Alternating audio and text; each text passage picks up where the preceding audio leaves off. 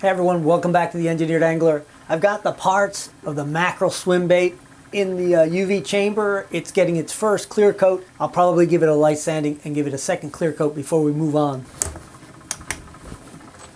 And this is part 2 in this mackerel swim bait build. And if this is your first time to the channel, my name is Franco. I'm a professional engineer and a lure maker, an avid fisherman.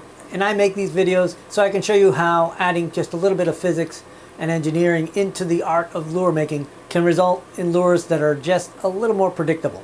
Let's go ahead and start making the fin, the tail fin in particular. So I like to start off with one of these little disposable brushes. Let's open this thing up. There's really nothing to it, just peel back the tin. I try not to destroy the little bundle. The idea is to leave it intact. And the next step is to take it, just grab the very end of it where the glue is with a pair of pliers and just squeeze. And when you squeeze, it fans out a little more evenly than you would be able to do just by hand. The next step is to stick it on some tape.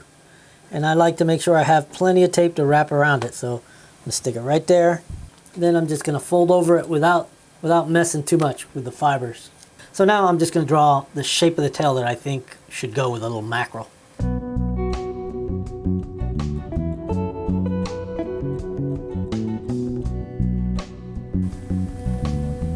And I think that looks pretty good. Let's see what it's going to look like after I got it trimmed up.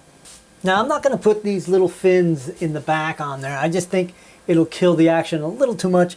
I am going to use obviously that tail fin, but these little serrated fins that run along the back and the bottom, I'm going to go ahead and make those. And let me show you how I make them. I'm using kind of a unique material that I haven't really used before. But until now, I haven't really had a good way to use it. I haven't figured out like a good use for it. But let me show you what I'm talking about. Check it out. These are little pellets of thermoplastic. This material really has some really unique like characteristics. You can heat it up and it softens up into almost like a clay, although it turns transparent when you heat it up. And then when it cools back down, it turns opaque white like this again. And the cool thing is you can heat it up in water. Let's do it. I'm just going to take a little bit of water, it's about a cup of water, and I'm going to stick it in the mic for about 3 minutes. All right, that sounds like it's ready. All right, it's very near boiling. And now we're going to take a couple of tablespoons of these plastic beads and just spoon them in. I'm not going to be needing much. And you can see they almost immediately go transparent. And now I can just knead them together, give them a little time. And the interesting thing is that you can actually handle this because it stays soft even after it transitions into a cooler state. While it needed almost boiling water to get soft, it stays soft through much cooler temperatures. So the next thing I want to do is knead it out really thin so I can make fins out of it. Let's see if I can do it between these two little 16th inch plates. Now you got to be careful not to pull it off too quickly because it stays really pliable for a long time. It's really cool right now, but until it goes opaque white again, it isn't really rock solid. All right, I think it's set up and it comes right off. The nice thing too is that it really doesn't stick to anything. All right, so the next step is to form those little jagged serrations. So I'm going to use these scalloping shears, and you can see that they have a scallop shape to the cutter. And then you want to make sure that you cut along the left side so you don't get scallops, you get like those pointy bits.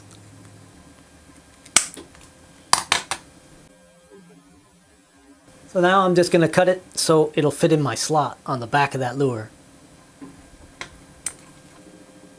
And there you go. That should fit right into the slot. Now I had already made some purple ones, and I like the purple because it reflects UV light and I think the fish can see it a little better. I'm going to try both. I'm going to see what it looks like with white and the purple.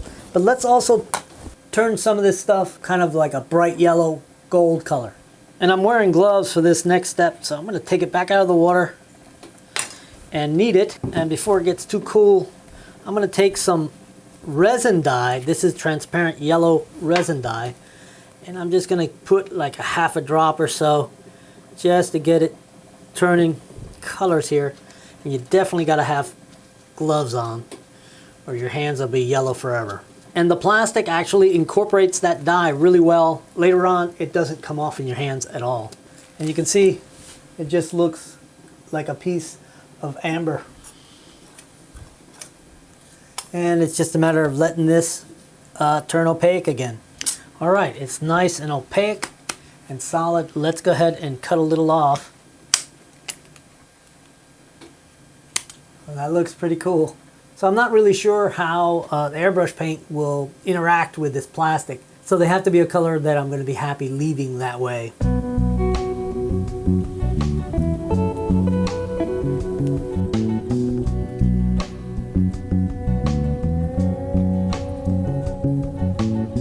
So there you go, there's the shape. Now what I'm going to do so it doesn't come apart on me is I'm going to glue the very base of it together with UV resin.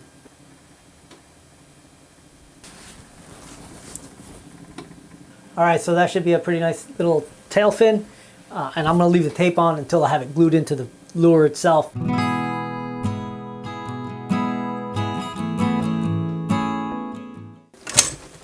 Alright, these things have been set for quite a while. Hopefully the camera picks up the gloss.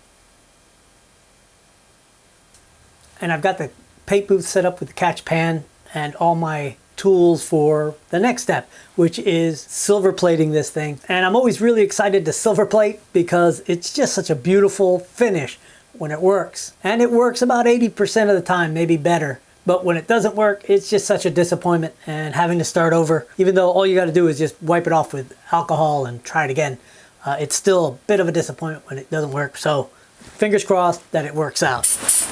All right, so if you haven't seen this process before, this silver plating process, it's a 2-chemical process that uses a little bit of some specialty equipment, but it's nothing out of this world and you can do it too. I'm not going to go into all the details in this video, but I've done it in a couple of other videos, and I'll go ahead and put some links in the description so you can watch a more thorough video on how I do it and where you can get all this stuff.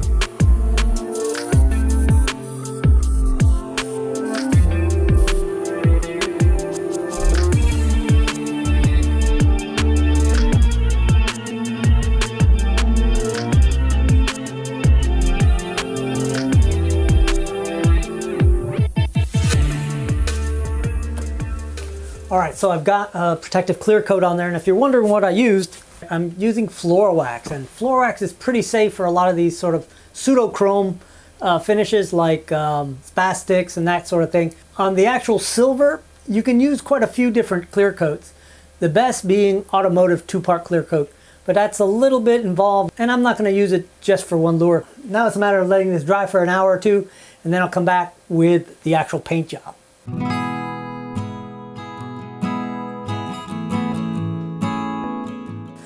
Alright, so it's Wednesday night and I'm pushing to finish this lure tonight because I really want to get back on posting on Fridays, and that vacation I took over the holidays really just kind of threw my whole rhythm off. It's a quick pizza dinner and I'm going to move on to get this thing painted, and hopefully tomorrow there'll be enough sunshine that I'll be able to get some underwater shots of this thing swimming. All that footage will magically get edited and we'll post on Friday.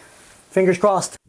Alright, so I'm going to start off with yellow, and I'm going to use all transparent colors, and I'm going to use the darkest transparent yellow I have. This is called Ghost Tint Orange, and my idea is that I'm going to go across the body right about at the center line with a golden line.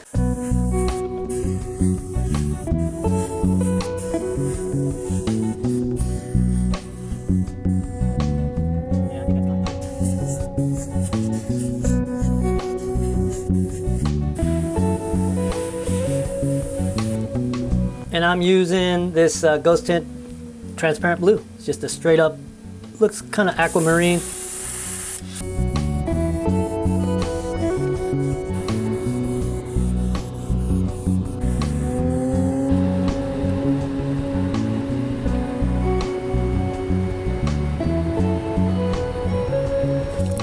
All right, so now I'm going to use this color. It's called Midnight Blue, but it's mostly kind of a charcoal color with a kind of undertone of blue.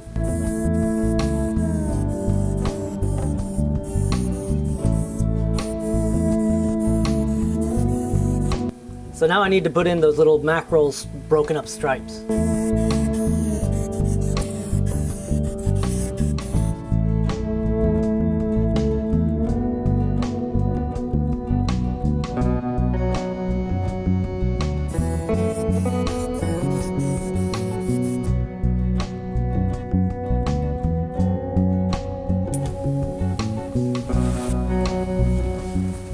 Okay, I'm going to give all three of them a coat of polyacrylic, and then I'll glue in the fins.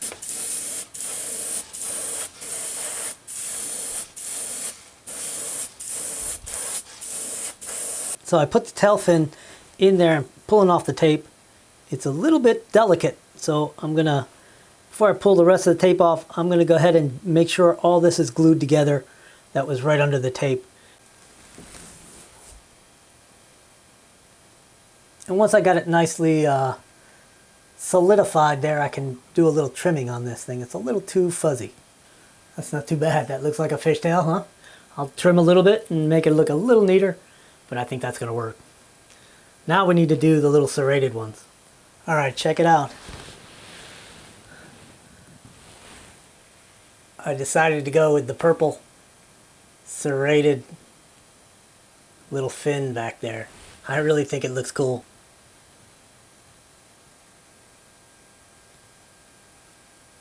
All right, pretty happy with that. All right, so I had to get out one of my old holders so I can clear coat this guy and hold it by the tail because there's no other place to hold it. It's gonna look pretty cool, I think. I'm gonna clear coat this one, then I'll clear coat those other two. And then once that first clear coat is set up, I'm gonna go ahead, pull them out, assemble the whole thing, and then clear coat the whole thing. And then maybe, hopefully tomorrow we have some sunshine.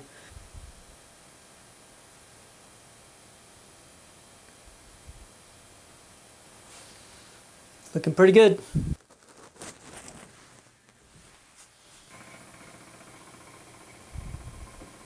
Not bad for the first coat. So we'll go ahead and let this set up, wipe it down with alcohol, and give it a second coat, and I'll put the eye on at that point. Check it out, we got sunshine. That means going to the dock with the lure. Now I pulled the lure out of the UV chamber and I've assembled it, and I think it looks really amazing. And that tail just looks perfect.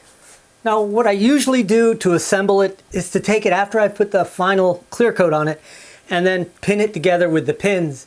And I usually shove the pin in just below the surface and put a drop of UV clear in there. With this one, since I'm using brass rods, I decided to go with brass instead of aluminum because I wanted the extra weight. But I kind of liked the way the brass looked right as a pin. I don't know, looks kind of nautical.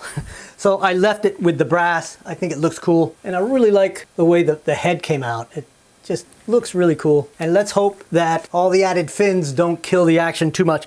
I'm gonna go ahead and put on my hooks. I'm using O'Shaughnessy Bend #1s, and I'll show you how it looks from the dock. And then hopefully we can get the boat out and I can do a little bit of underwater shots as it's swimming live behind the boat.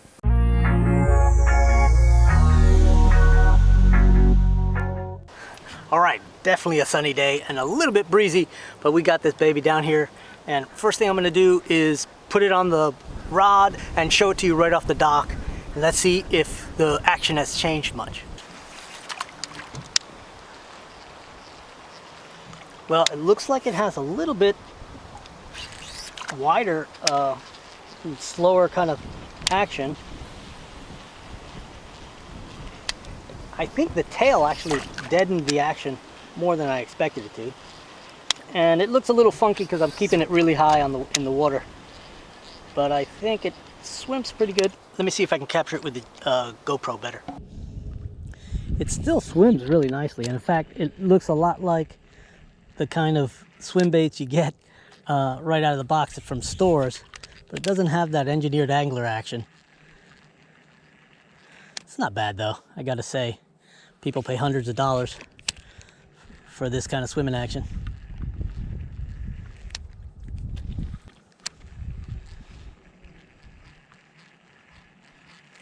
Let's try cranking it in just a little faster. Oh yeah, it looks pretty amazing. All right, let's get out in the boat.